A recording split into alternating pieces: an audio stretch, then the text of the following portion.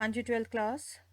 आजकल हम डिस्कस कर रहे हैं प्री बोर्ड एग्ज़ाम का सॉल्यूशन और मैं आपसे 3 सेक्शन इसके डिस्कस कर चुकी हूँ।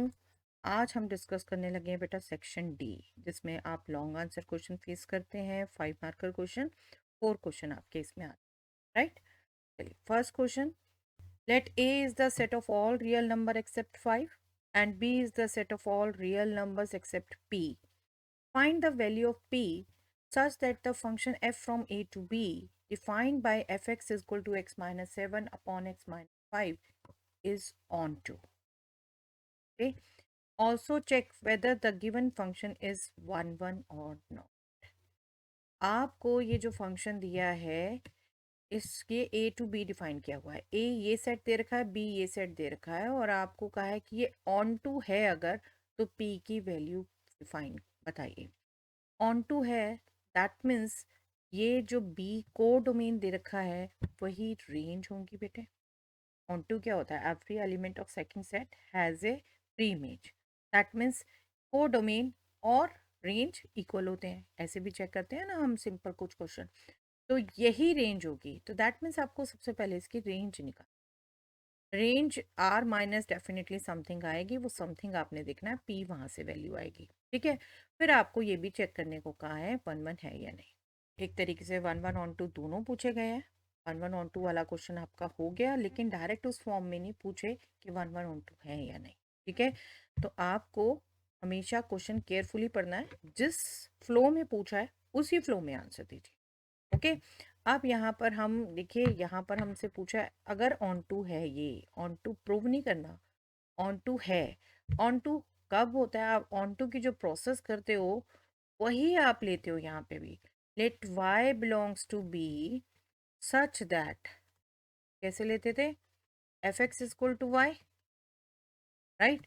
और यहाँ पर आप x की वैल्यू निकालने की कोशिश करते हैं, right. x minus 7 upon x minus 5 is y।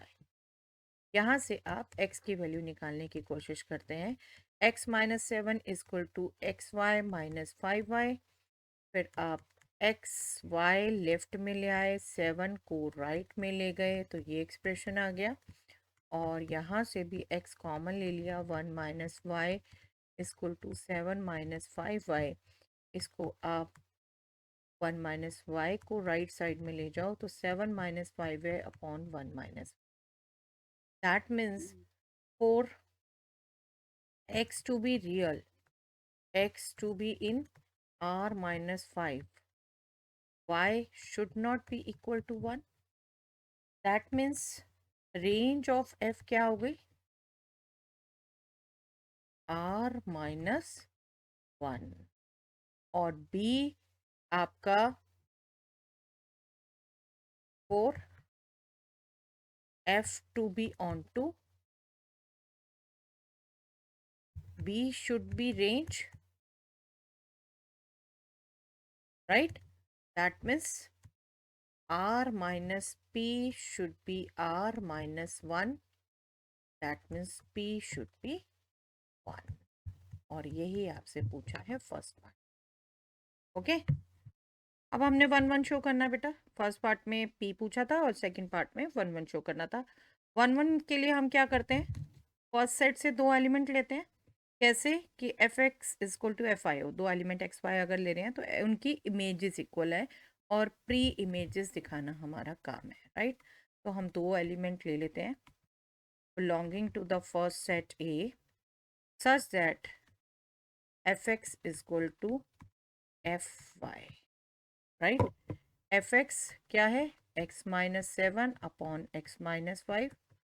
और एफ वाई क्या है? Y minus 7 upon y minus. बस इनको सिंप्लीफिकेशन करना है, चेक करना है क्या एक्स वाई के इक्वल आता है या नहीं। कैसे करेंगे?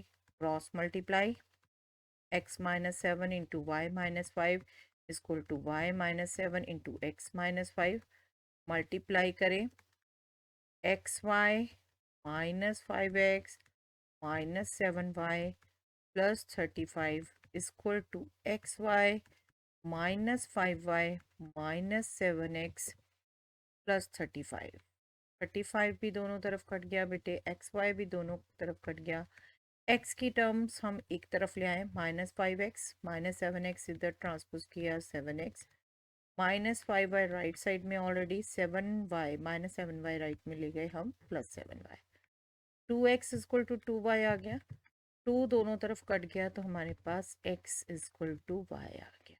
इमेजेस हम इक्वल लेके चले थे, प्री इमेजेस इक्वल आ गई, that means for all x y belonging to the domain fx is equal to fy implies x is equal to y. That means images are equal implies pre-images are equal. That means f is 1. In fact ये 1 1 on 2 दोनों है भाज्य, ठीक है, but वो पूछा नहीं, हमने लिखना है जितना पूछा है उसी टर्म में लिखना है, ठीक है। इसके ऑप्शन में ये दूसरा क्वेश्चन है बेटा, a relation R is defined on a set of real number R as R is equal to the set of ordered pair x y such that x into y is an irrational number. मतलब relation में है, are relation से है x Y related, जबकि उनका product एक irrational number, ठीक है, simple understanding. Check whether R is reflexive, symmetric and transitive और नॉट। आपको चेक करना है कि ये रिफ्लेक्सिव, सिमेट्रिक, ट्रांजिटिव क्या है या नहीं है। आर को एक बार और लिख लें हम clear cut, x y does that product x y is an irrational number, जिसको आप बिल्कुल कह सकते हो, लेट मी राइट, अगर सिंबल में लिखना चाहो, x y belonging to R minus Q, right, real numbers minus rational, ये इरेशनल की नोटेशन है ना, ये भी आप यूज कर सकते हो, तो सॉरी बिलोंग्स टू बिलोंग। सबसे पहले हमने रिफ्लेक्सिव देखना है। अब रिफ्लेक्सिव देखें, हर एलिमेंट खुद से रिलेटेड होना चाहिए, ठीक है। अब सिंपल फर्स्ट नेचुरल नंबर ही ले लो, क्या 1 और 1 का प्रोडक्ट इरेशनल है? 4, 1 belonging to R, 1 real number है ना, 1 into 1 is 1 which is not an irrational number. हर नेचुरल नंबर, हर होल नंबर, हर इंटीजर एक रैशनल नंबर होता है, बट हमें यहाँ क्या चाहिए, इरेशनल, ठीक है, एक इरेशनल नंबर नहीं है। और ये देखो, यही इतनी लंबी लैंग्वेज ना लिखनी पड़े, अगर मैं इसको बिल्कुल कट कर दूं, जो मैं आपको कह रही थी सिंपल यूज कर लो, this does not belongs to R minus Q, that means rational, therefore 1 1 does not belongs to R. एक भी नेगेटिव में एग्जाम्पल आ गया तो आर इज नॉट फ्लेक्सिबल, ठीक है। एक नॉट दिखाने के लिए एक भी नेगेटिव में एग्जाम्पल चाहिए, और ट्रू दिखाने के लिए आपको जनरल प्रूफ करना है, ठीक है, रिफ्लेक्सिव नहीं है। अब हमें दूसरा दिखाना है सिमेट्रिक, और सिमेट्रिक के लिए क्या होता है, अगर एक एलिमेंट दूसरे से रिलेटेड है तो दूसरा एलिमेंट क्या फर्स्ट से रिलेटेड होगा या नहीं, ठीक है। तो हम जनरल एलिमेंट ले लेते हैं A B which are real numbers such that AB belongs to R. AB belongs to R means product AB is an irrational number, ठीक है, this is an irrational number। आप लैंग्वेज लिख रहे हैं, मैं तो दोनों से बता रही हूँ, आप लैंग्वेज भी लिख सकते हैं, ठीक है। That means B A B और बी ए सेम ही तो बात है, वो भी तो इरेशनल होगा, right. That means ordered pair B A R में होगा, रिलेटेड होगा, that means R is symmetric. Reflexive नहीं है, सिमेट्रिक है, ठीक है, ट्रांजिटिव। अब ट्रांजिटिव देखें, देखिए प्रोडक्ट अगर कॉन्ट्राडिक्टरी चाहिए तो प्रोडक्ट जो है वो इरेशनल नहीं होना चाहिए, ठीक है। तो अगर हम दो नंबर ऐसे सोच लें, देखिए 2 to 1, इनका प्रोडक्ट इरेशनल होगा, ठीक है, एंड 1√2, इनका प्रोडक्ट भी इरेशनल होगा। ठीक है, ये दोनों आर में है,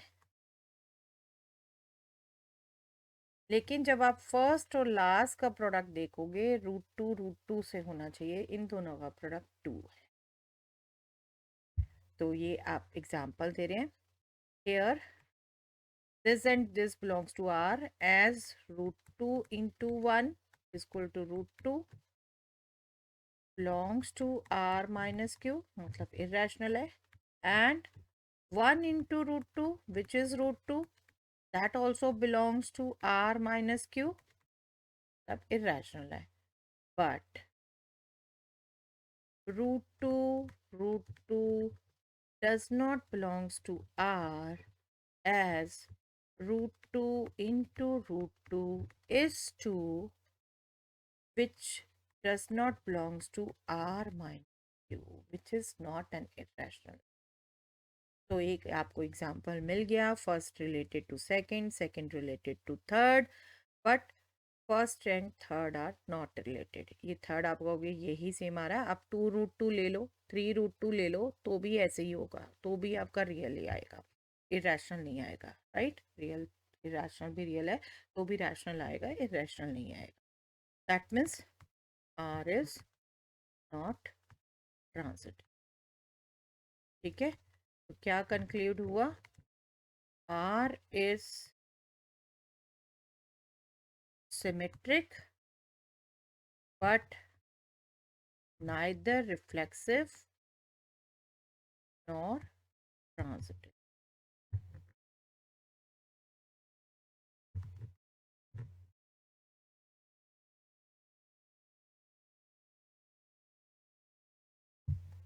ओके, चलिए, आई होप समझ आया है बेटा आपको। आई नो ये टॉपिक्स आपको हमेशा परेशान करते हैं, बट थोड़ी सी प्रैक्टिस करिए, कवर कर ले। चलिए, एरिया का question, sketch the graph of y equal to 2x plus 1। Easily sketch हो जाता है बेटा, 2 पॉइंट आप ले, x0 ले लिया, y1 हो गया, x1 ले लिया, y3 ले लिया, आप इजिली इसके ग्राफ को ड्रॉ कर सकते हैं। Using integration find the area bounded by this curve x axis and the ordinates x is equal to -3, x is equal to 4 parallel to y axis. आपका ग्राफ इस तरीके से बना होगा, ये आपकी x is equal to -3 line, ये आपकी x is equal to 4 line, और ये आपकी y is equal to 2x plus 1। Area कौन सा है, वो शेडिंग होनी चाहिए बेटा क्लियर कट, ये एरिया और ये एरिया, क्योंकि कर्व और इन ऑर्डिनेट्स और एक्स एक्सिस के बीच में का है, तो एक्स एक्सिस ये हो गया आपका, बिल्कुल आपने ग्राफ में एक्सिस भी दिखाने हैं, ये एक्स एक्सिस, ये एक्सिस। ठीक है, तो आपका एरिया ये आपसे जो पूछा है ये का हो। ठीक है, ये आपको निकालना है। सिंपल कुछ नहीं है बेटा, आपको इतना सिंपल लॉजिक पता था कि जब आपका एरिया नीचे के पोर्शन में आ रहा है एक्सेस से, और देखिए ये आप एग्जैक्टली निकाल सकते हो, इनफैक्ट एक्स एक्सेस को कट कर रहा है, तो आप जस्ट पुट कर दो y0, x क्या है, 2x प्लस 1 0 है ना, x क्या है -1/2, तो ये जो पॉइंट आ रहा है, दिस पॉइंट इज -1/2 0, तो -3 से -1/2 तक नीचे है एक्स एक्सिस के, और -1/2 से 4 तक अबव है एक्स एक्सिस। तो अबव तो डायरेक्ट लेते हैं, नीचे के लिए सिंपल आप मॉडुलस लेते हैं, वो पॉइंट कुछ कुछ से स्किप हो गया। देखिए, मैं अगर यहाँ एरिया लिखूं, तो required area is actually -3 to -1/2 2x plus 1 dx with respect to x axis, ये इसका आपने मॉडुलस लेना था, बस ये मिस्टेक कुछ से हुई। आपको हमेशा ध्यान रखना है, with respect to x axis निकाल रहा है तो एक्स एक्सिस के जो नीचे होगा उस इंटीग्रल का आपने मॉडुलस लेना है, और अगर with respect to y axis निकाल रहे हैं तो वाई एक्सिस के जो लेफ्ट में होगा वो इंटीग्रल का आपने मॉडुलस लेना है। ठीक है, ये एक पॉइंट है जो कुछ कुछ बच्चों से मिस हुआ, ये ध्यान रखिए बेटा। -1/2 से 4 लेंगे, सॉरी यहाँ मॉडुलस नहीं लेना, हमने मॉडुलस वही लेना है। ओके, क्योंकि वो एक्स एक्सिस के नीचे बन रहा है। फंक्शन वही है 2x+1 और ईजिली ड्रॉ हो रहा था। बस यही एक पॉइंट ध्यान रखना था बेटा, जिन्होंने नहीं रखा बहुत जल्दी में काम किया। देखिए इंटीग्रल भी इजी है, 2x का इंटीग्रल 2x² हो जाएगा, सिर्फ 1 का इंटीग्रल x। यहाँ लिमिट रखनी है -3 to -1/2, लेकिन उसके बाद इसका मॉडुलस लेना है। फिर से बार बार बोलती जा रही हूँ, इंटीग्रल सेम है x²+x, फंक्शन सेम है तो इंटीग्रल तो सेम है। आपको लिमिट जो रखनी है वो ध्यान रखना। इसमें अब आप लिमिट रखिए, ठीक है। x² में -1/2 रखा 1/4, माइनस -3 रखा 9, ये एक पार्ट आ गया। प्लस x में -1/2 रखा, -3 हो गया। इसका आपने मॉडुलस लेना है, पूरा जो निकल जाएगा उसका मॉडुलस, इसलिए मैं बार बार लास्ट में लिख रही हूँ, ठीक है। इसमें अब आप पुट करेंगे, x² में पुट किया 4² -1/2 -1/4, इसको 4² को भी सीधा लिख सकते हैं हम 16, ठीक है।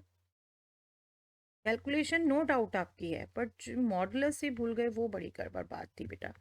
अब x में पुट करेंगे, upper limit minus lower limit -1/2 है, वो +1/2 हो गया। इसमें कुछ नहीं आपने मॉडुलस लेना, इसको आप कैलकुलेट कर लो।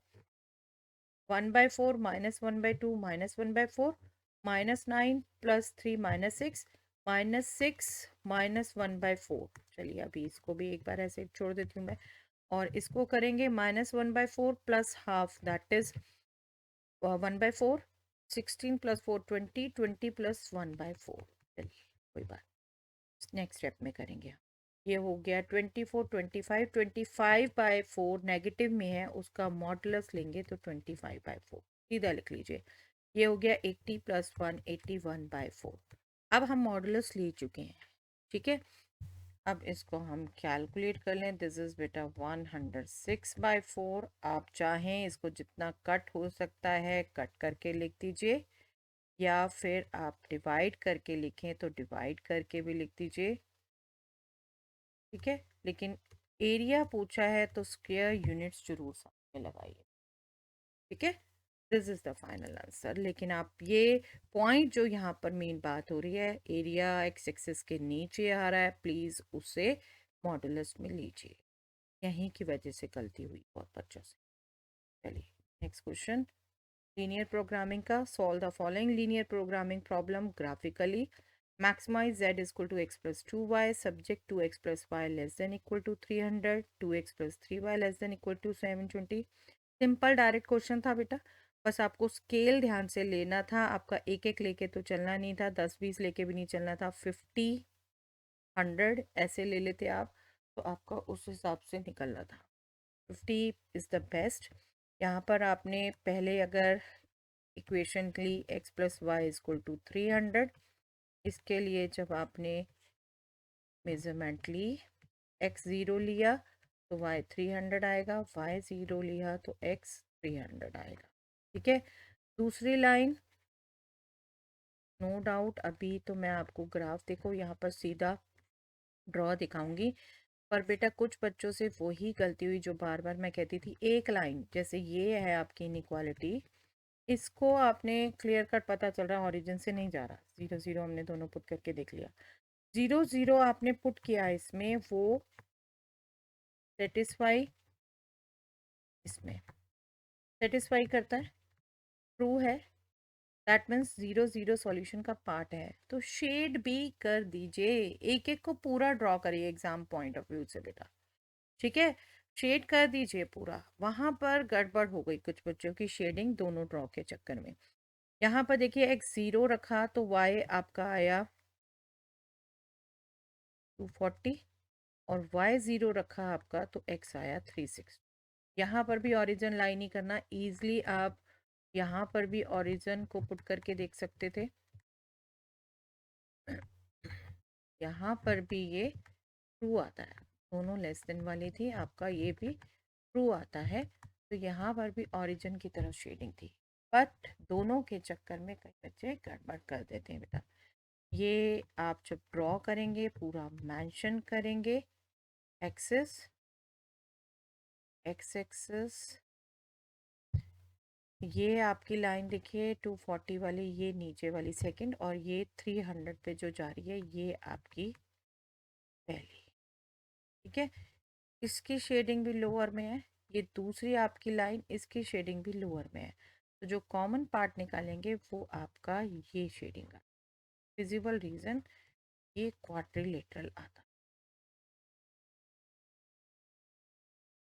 ठीक है, जिसका एक वर्टेक्स है ये ओरिजिन, दूसरा वर्टेक्स है ये ए पॉइंट जिसके कोऑर्डिनेट बनेंगे 300 0, तीसरा वर्टेक्स है ये पॉइंट बी जिसके कोऑर्डिनेट अभी देखिए यहाँ से भी क्लियर नहीं पड़े जाएंगे, और अगर आपने ऐसे ड्रॉ किया है तो भी नहीं पड़े गए होंगे, चेक चेक में किसी को दिख गया तो दिख गया, लेकिन यहाँ निकालना ही पड़ेगा। और चौथा पॉइंट ये सी 0 to 40, ये आपको सीधा पता है क्योंकि यहाँ से आपने कैलकुलेट किया हुआ दूसरी लाइन। बी पॉइंट के लिए दोनों का इंटरसेक्शन निकलेगा बेटा, राइट। तो ए बी सी जब आपके पास आ गए, आपने इस पर वैल्यू पुट करनी है। ठीक है, बी कैलकुलेट कर लेते हैं पहले।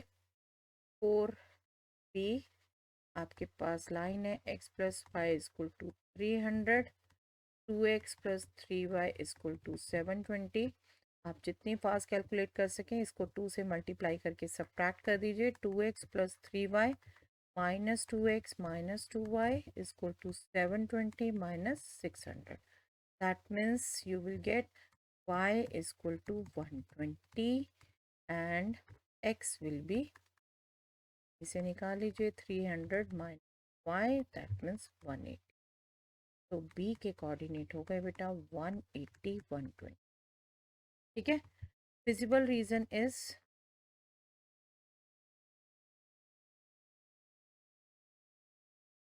Quadrilateral O A B C bounded है, क्लियर कट पता चल रहा है जब आपने क्वाड्रिलेटरल बोल दिया, with vertices O A B and C. आपने इसके कोऑर्डिनेट लिखने लिख दीजिए, फिगर में बता दिए तो भी ओके। अब आप इन पर वैल्यू निकालें। ठीक है, जेड एट ओ, जेड था हमारा x+2y, कोऑर्डिनेट चलिए मैं यहाँ बता ही देती हूँ। 300 0 था ए का, बी का हमने अभी निकाला, सी का था 0 to 40। ओ 0 0 रखा, ये 0 आना है। ए 300 0 रखा, 300 आना है। बी 180 120 रखा तो 180 प्लस 240 आना है, दैट मीन्स ये 420 हो जाएगा। जेड एट सी मतलब 240 रखा तो 480, मैक्सिमम क्या हो गई value 480, right. Therefore maximum value of z is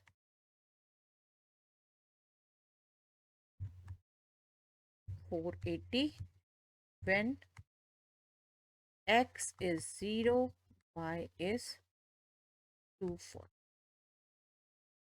okay, ये मैक्सिमम वैल्यू।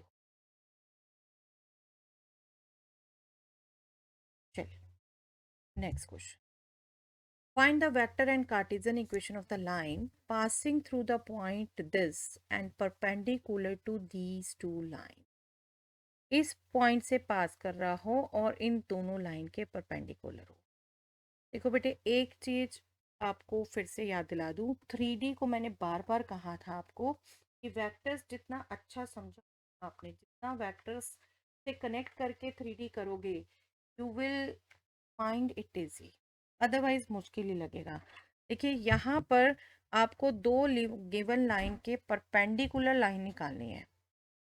ठीक है, तो आपका ये लाइन जो भी है, देखिए डायरेक्शन कहाँ से आते हैं कार्टेशियन फॉर्म में, ये स्टैंडर्ड फॉर्म में लिखिए, ये भी स्टैंडर्ड फॉर्म में लिखिए, ये दूसरी लाइन के डायरेक्शंस। तो आपको जब इसके डायरेक्शन पता चल रहे हैं तो एक तरीके से डायरेक्शन वेक्टर भी पता चल रहे हैं। सपोज ये डायरेक्शन बी में है, ये सपोज डायरेक्शन सी में है, पॉइंट आपका इस पे जो भी एक दे रखा है 1 2 -4, ये सपोज इसका जो पोजीशन वेक्टर बन रहा है ए, क्योंकि वेक्टर और कार्टेशियन दोनों बता। तो बी क्रॉस सी के डायरेक्शन में ये परपेंडिकुलर होगा, इसके लॉन्ग यूनिट वेक्टर आप उसी ढंग से निकालोगे जिस ढंग से दो वेक्टर्स के परपेंडिकुलर आप यूनिट वेक्टर निकालते हो, राइट। तो ये चीज आपको मेन ध्यान रखनी थी। और नो डाउट देखो यूनिट वेक्टर दो निकलते हैं, पॉजिटिव साइड भी नेगेटिव साइड भी, बट यहाँ लाइन की इक्वेशन निकालनी है आपने। तो दोनों में से जो मर्जी डायरेक्शन निकाल लो, वो आप लैम्डा जो लिखते हो लाइन में उसमें पॉजिटिव नेगेटिव इंक्लूड हो जाता है, कोई फर्क नहीं आता। ठीक है, तो मेन यहाँ से दोनों के डीएस पढ़ने थे। पर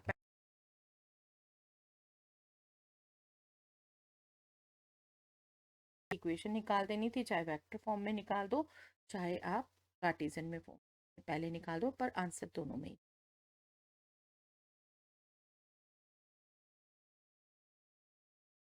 सपोज इसी को यहीं से कुछ सॉल्यूशन स्टार्ट करें, ये L1 लाइन नाम दे दो, ये L2 लाइन नाम दे दो। ठीक है, tears of line L1 are 3 - 16 7। आप ऑर्डर पेयर में लिखो, ऑर्डर पेयर में लिख दो, 3 नंबर साथ में लिख सकते। Tears of the line L2 क्या है, 3 8 - 5। Okay, that means a vector perpendicular to both is, उसको चलिए हम P नाम दे देते हैं। दैट विल बी आई जे के, बी क्रॉस सी आपको निकालना आता है बेटा। पहला आई जे के कंपोनेंट्स लिखते हैं, दूसरी रो में आप एक के कंपोनेंट्स लिखते हैं, तीसरी रो में दूसरे वेक्टर के कंपोनेंट। बस इसको आपको निकालना था बेटे। ये क्या हो गया, 80 minus,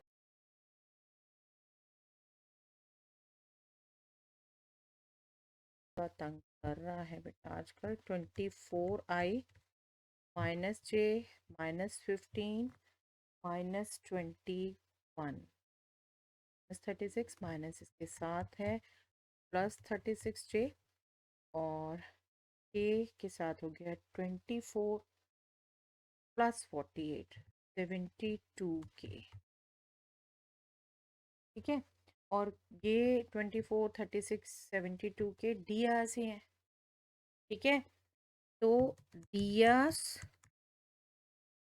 of the perpendicular line are 24 36 72, और इनको बिल्कुल आप देखिए 12 से कर दोगे, 12 2 ज़ा 12 3 ज़ा 12 6 ज़ा, तो 2 3 6 ये लिख सकते हो। डियास ही कैच करने हैं आपने। ठीक है, अब ये आपके डियास आ गए, ये आपका पासिंग पॉइंट है। पहले वेक्टर फॉर्म लिख दो फिर कार्टेशियन लिख दो, चाहे पहले कार्टेशियन लिख दो फिर वेक्टर लिख दो, कोई फर्क। ठीक है, आई होप समझ आ रहा है, सिंपल लॉजिक। मैंने रिवीजन वेक्टर्स की कराते हुए भी ये पॉइंट आपको रिकॉल कराया था कि दो गिवन डायरेक्शन के परपेंडिकुलर डायरेक्शन कैसे निकाल। ठीक है, ये ध्यान रखिए बस। चलिए, अब इक्वेशन क्या हो गई, therefore Cartesian equation of the required line is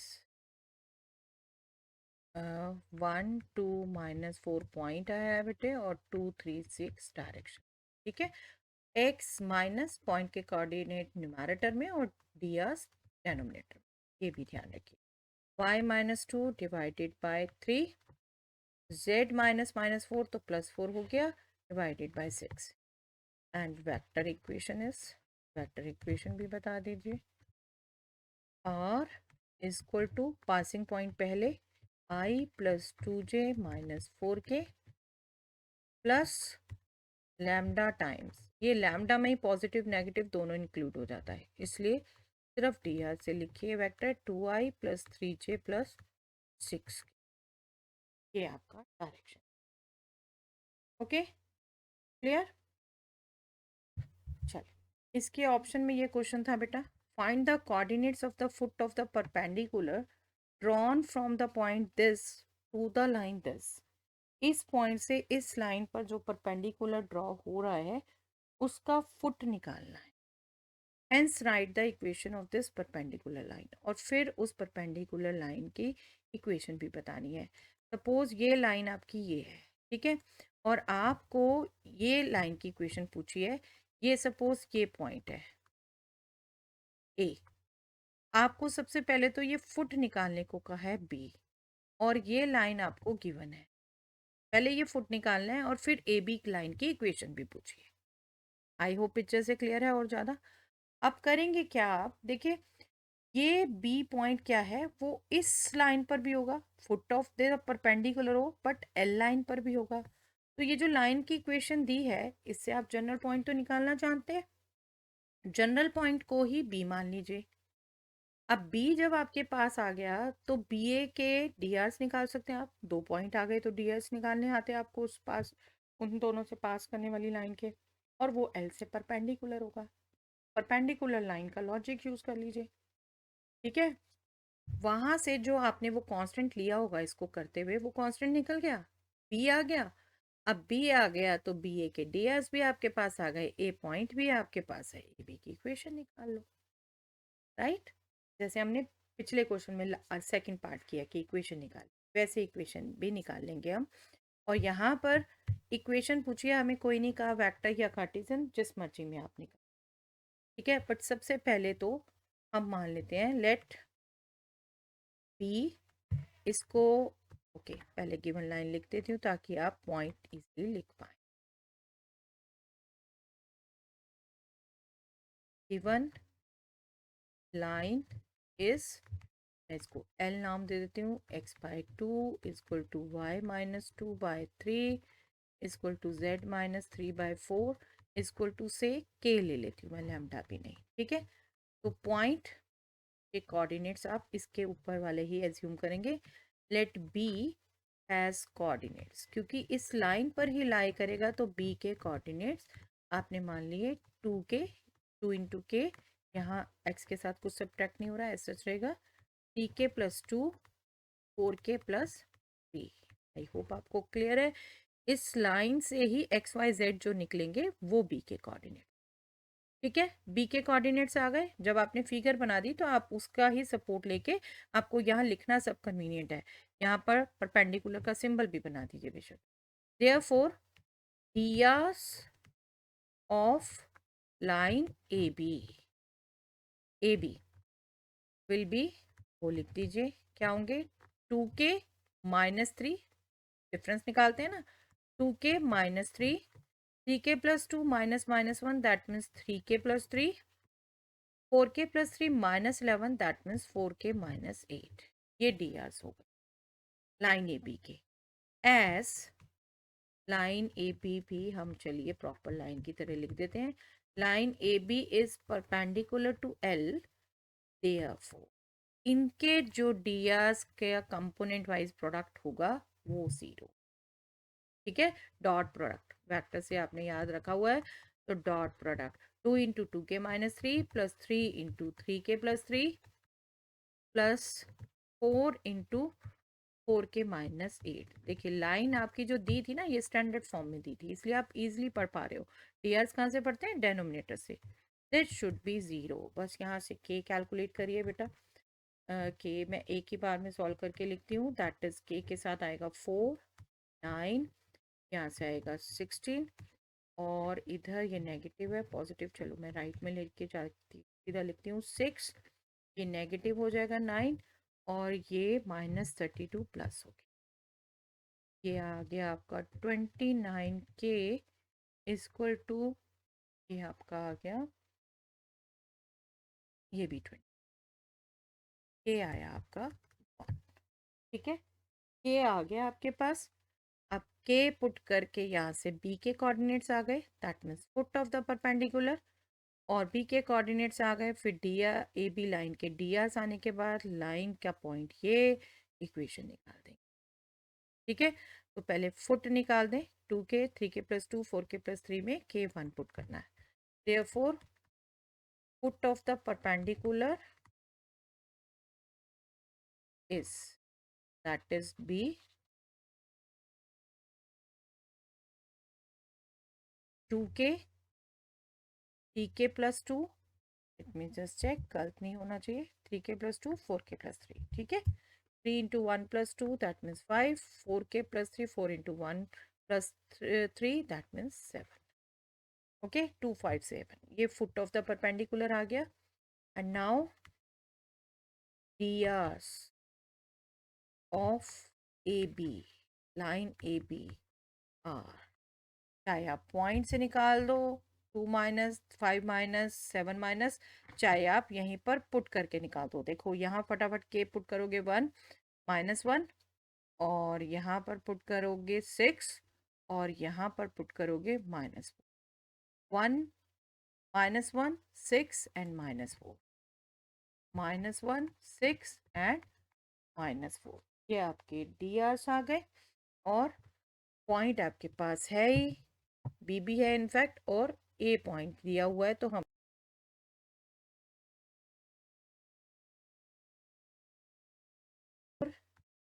equation of A B line is x, A के कोऑर्डिनेट्स थे बेटा 3 -1 11.